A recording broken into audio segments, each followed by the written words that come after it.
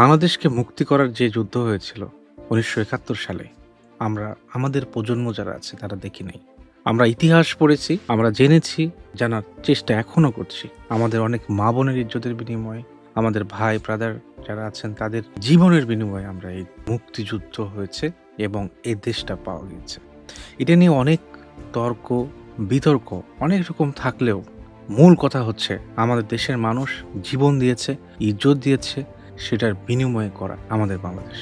আমাদের বাংলাদেশের মতো যুদ্ধ কি অন্য দেশে হয় নাই? আমাদের এই বাংলাদেশের মতো এই জীবন, ইজ্জত অন্য কোনো দেশ দেয় নাই? দিয়েছে। অনেক দেশ আছে যে দেশগুলোকে এই যে মুক্তি যুদ্ধ করে যুদ্ধর বিনিময়ে দেশটা পাওয়া, জীবনের বিনিময়ে দেশটা পাওয়া, এমন দেশ অনেক আছে।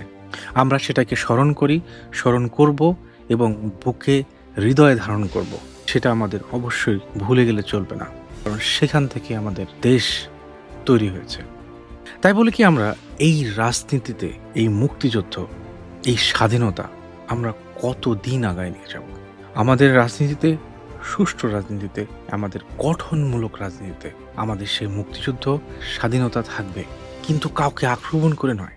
কাউকে আক্রমণ করব, কাউকে আক্রমণ করে সেটাকে আমরা একটা তর্কের জায়গায় নিয়ে যাচ্ছি। আমরা কোথায় নিয়ে যাচ্ছি মুক্তিযুদ্ধকে? আমরা এই সম্মানের জায়গাটা কোথায় নিয়ে যাচ্ছি? আসলে কি আমরা সম্মান দিতে পারছি?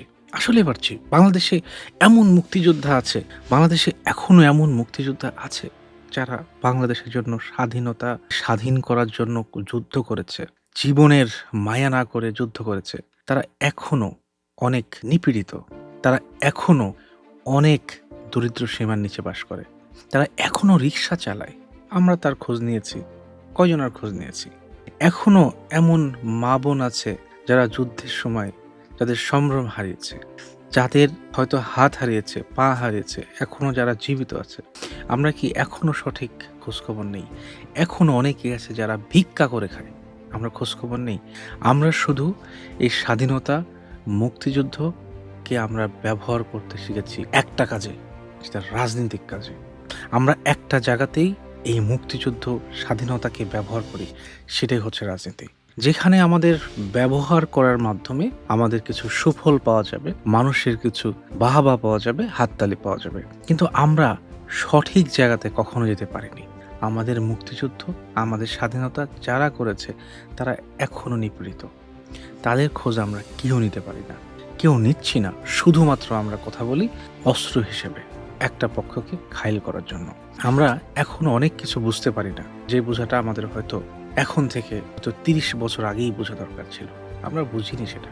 আমরা যদি বুঝতাম তাহলে এখনো বাংলাদেশে সেই ট্যাগের রাজনীতি থাকতো না, এখনো সেই রাজাকারের রাজনীতি থাকতো না, এখনো সেই এই নোংরা পলিটিক্যাল কথাবার্তা আমাদের শুনতে হতো না। বাংলাদেশে 24-এর পরে আমরা যে স্বাধীনতাটা পেয়েছি, আমাদের যেই জুলাইয়ের পরে যে আমরা একটা সংসদ পেয়েছি, এই সংসদে গিয়ে আমরা কি করছি, আমরা কি করি? আমাদের লজ্জা লাগে। বাংলাদেশের মতো এমন দেশ শয়ে শয়ে আছে যারা যুদ্ধ করেছে, কিন্তু তারা এইভাবে পড়ে নাই। আপনারা এমন কোনো দিন দেখবেন না, এমন কোনো সংসদ অধিবেশন দেখবেন না যেই অধিবেশনে একটা করে রাজাকার, আলবদর, সামস এমন কোনো কথা নেই। প্রতিটা জায়গায় আপনাকে সেই রাজাকার, মুক্তিযুদ্ধ, এই সে আপনাকে শুনতেই হবে। কেন আমরা আগাতে পারবো না? আমাদের আগের যে প্রধানমন্ত্রী ছিলেন বা শেখ হাসিনা, উনি কি করতেন? উনি তো একই কাজগুলোই করতেন। উনি রাজাকারের ট্যাগ দিতেন, উনি জঙ্গির ট্যাগ দিতেন, উনি শিবিরের ট্যাগ দিতেন, উনি এগুলোই করতেন। আমরা এটা নিয়ে অনেক প্রতিবাদ করেছি। দুঃখের বিষয় হচ্ছে যারা আজকে সংসদে এই কথাগুলো বলছেন, আবার সে ট্যাগের জায়গায় চলে যাচ্ছেন, এই মানুষগুলোই একসময় এই হাসিনা সরকারের বিরুদ্ধে কথা বলেছেন। কি হাস্যকর, কি হাস্যকর কথা! যেটা আমরা ভুলে যেতে চাই, যেটা আমরা মুছে ফেলে সামনে এগোতে চাই, সেই জিনিসটা আমরা আবারও নিয়ে আসছি। কেন নিয়ে আসছি?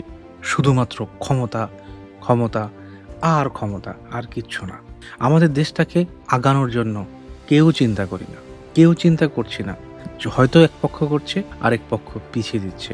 কখনো এভাবে এগিয়ে যাবে না, সম্ভব না। কিভাবে যাবে? আপনার একটা অধিবেশনে যে সময়টুকু আপনারা পাচ্ছেন, সেই সময়টুকুর তার অধিকাংশ সময়টাই আপনারা ট্যাগ, এই নোংরা রাজনীতির পেছনে আপনারা দিয়ে দিচ্ছেন। তাহলে আপনারা দেশটা আগাবেন কিভাবে?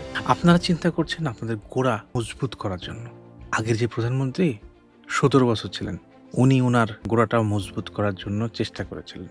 সফল হয়েছিলেন ১৭ বছর, কিন্তু সেই গোড়ার নিচে থেকে যখন মাটিটা ছড়ে গেছে না, তখন সব ভেঙে চুরে তছনছ হয়ে গেছে। আপনারা দেখেছেন এই ত্যাগের রাজনীতি, এই নোংরা রাজনীতি, এই যুদ্ধ, মুক্তিযুদ্ধ একটা সম্মানের জায়গা, শ্রদ্ধার জায়গাকে আপনারা যেখানে নিয়ে যাচ্ছেন, এখন মানুষের মুখে বলতে শোনা যায় ৭১ খুব খারাপভাবে ব্যবহার করা হচ্ছে। যেখানে ৭১কে অসম্মান করে কথা বলা হচ্ছে, শুধুমাত্র আপনারা যারা ক্ষমতার লোভে, আপনারা যারা গোড়া শক্ত করার জন্য চেষ্টা করছেন, তাদের জন্য আজকে এটা হচ্ছে। কখনোই এই রাজনীতি আসতো না, কখনোই আসতো না যদি আপনারা চিন্তা করতেন গত প্রধানমন্ত্রী কিভাবে সরে গেছেন। আপনারা সেই আগের জায়গায় আবার চলে আসছেন। আপনারা মুক্তিযুদ্ধ স্বাধীনতাকে আবারও নোংরা জায়গায় নিয়ে যাচ্ছেন, নোংরামি করছেন। মানুষের জন্য আপনাদেরকে হাস্য রসিকতার সাথে দেখছে। আপনাদের সম্মান করে না, আপনাদের মন্ত্রীদেরকে সম্মান করে না। আপনাদের মন্ত্রীদের কথাবার্তা, আপনাদের সংসদ সদস্যদের কথাবার্তায় মানুষ অনেকটাই অতিষ্ঠ। মানুষকে আপনারা বোঝাতে সক্ষম হন নাই যে আপনারা মানুষের জন্য করছেন। মানুষ বুঝে গেছে এই রাজনীতি শুধুমাত্র আপনাদের জন্য, একটা গোষ্ঠীর জন্য, যেটা শুধুমাত্র আপনারাই ব্যবহার করবেন, যেটা শুধুমাত্র আপনাদের সুবিধার্থেই ব্যবহার হবে, জনগণের জন্য না। জনগণের জন্য হচ্ছে না, জনগণের জন্য না, জনগণ এটা বুঝে যাচ্ছে। তো এই নোংরা রাজনীতি, এই রাজনীতি যদি আপনারা বন্ধ না করেন, এই যুদ্ধ নিয়ে, এই একটা আদর্শিক জায়গা নিয়ে, হৃদয়ের মধ্যে যে জায়গাটা থাকবে, একটা আদর্শিক জায়গা নিয়ে, যেটা আমাদের গর্বের বিষয়, যেটা আমাদের আত্মার মধ্যে থাকবে, সেটাকে নিয়ে আপনারা যে নোংরামিটা করছেন, এটার ফল কিন্তু একজন পেয়ে গেছে। আপনারা কবে পেয়ে যাবেন হয়তোবা চিন্তা করছেন, ক্ষমতায় এসে গেছেন, গোড়া শক্ত করছেন।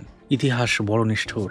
অতএব জনগণের জন্য আসেন, জনগণের সেবা করেন, সঠিক সেবাটা দেন, যে সেবাটা মানুষ পেলে আনন্দিত হবে, খুশি হবে। এই মুক্তিযোদ্ধারা এখনো নিপীড়িত, এখনো যারা রাস্তায় রিক্সা চালায়, যারা এখনো ভিক্ষা করে, তাদেরকে জায়গা দেন, স্থান দেন, তাদের সম্মানিত করেন।